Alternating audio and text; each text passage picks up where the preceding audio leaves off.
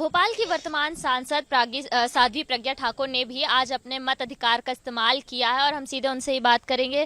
दीदी, आपने अपने मत अधिकार का इस्तेमाल किया है, सुबह ही आप पहुंच गई थी। मतदाताओं से क्या अपील करना चाहेंगी?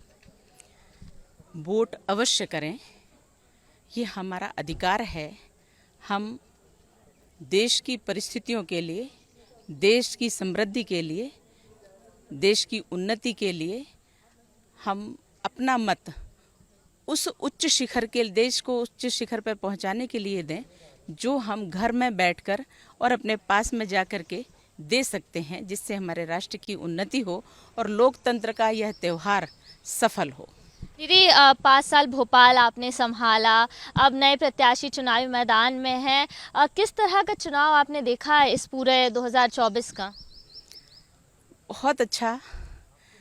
हमारी भारतीय जनता पार्टी की 10 वर्षों से सरकार निरंतर है और इस निरंतरता में जो विकास कार्य भारत में हुए हैं, जो कहा वो किया और जो किया वही कहा और आगे भी जो करेंगे वही कहेंगे और अगर घोषणा की है तो उसको पूरा करेंगे, यह दिखा दिया है। और 500 वर्षों का इतिहास, जो बड़ा क्रूरतम इतिहास था, हमारे आराध्य प्रभु राम जी के लिए वह क्रूरतम इतिहास का समापन हुआ और प्रभु अपने भव्य मंदिर में विराजमान है।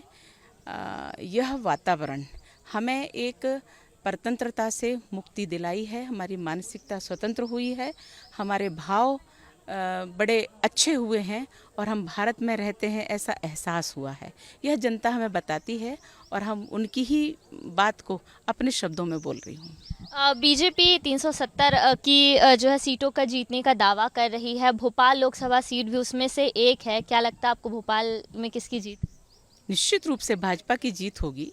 आलोक शर्मा जी विजयी होंगे, सांसद बनेंगे और 400 पार हमारा जो लक्ष्य है वह पूरा होगा। देश हमारे साथ है और सब परिस्थितियां हमारे साथ हैं, क्योंकि हम देश के साथ हैं, देश की उन्नति के साथ हैं, इसलिए जनमानस हमारे साथ। भोपाल की वर्तमान सांसद साध्वी प्रज्ञा ठाकुर ने भी आज अपने मत अधिकार का इस्तेमाल किया है और हम सीधे उनसे ही बात करेंगे। दीदी, आपने अपने मत अधिकार का इस्तेमाल किया है, सुबह ही आप पहुंच गई थी। मतदाताओं से क्या अपील करना चाहेंगी? वोट अवश्य करें, ये हमारा अधिकार है। हम देश की परिस्थितियों के लिए, देश की समृद्धि के लिए, देश की उन्नति के लिए हम अपना मत उस उच्च शिखर के देश को उच्च शिखर पर पहुंचाने के लिए दें जो हम घर में बैठकर और अपने पास में जाकर के दे सकते हैं, जिससे हमारे राष्ट्र की उन्नति हो और लोकतंत्र का यह त्यौहार सफल हो। दीदी, 5 साल भोपाल आपने संभाला, अब नए प्रत्याशी चुनावी मैदान में हैं। किस तरह का चुनाव आपने देखा है इस पूरे 2024 का? बहुत अच्छा।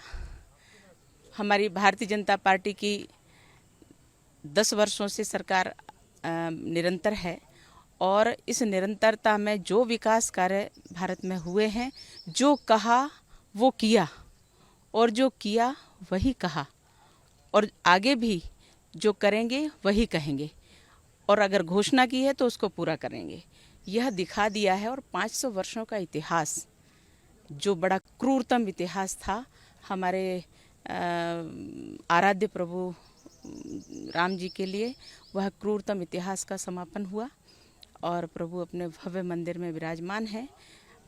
यह वातावरण हमें एक परतंत्रता से मुक्ति दिलाई है, हमारी मानसिकता स्वतंत्र हुई है, हमारे भाव बड़े अच्छे हुए हैं और हम भारत में रहते हैं ऐसा एहसास हुआ है।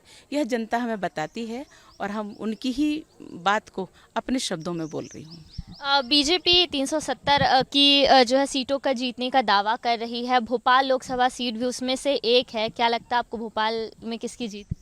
निश्चित रूप से भाजपा की जीत होगी। आलोक शर्मा जी विजयी होंगे, सांसद बनेंगे और 400 पार हमारा जो लक्ष्य है वह पूरा होगा।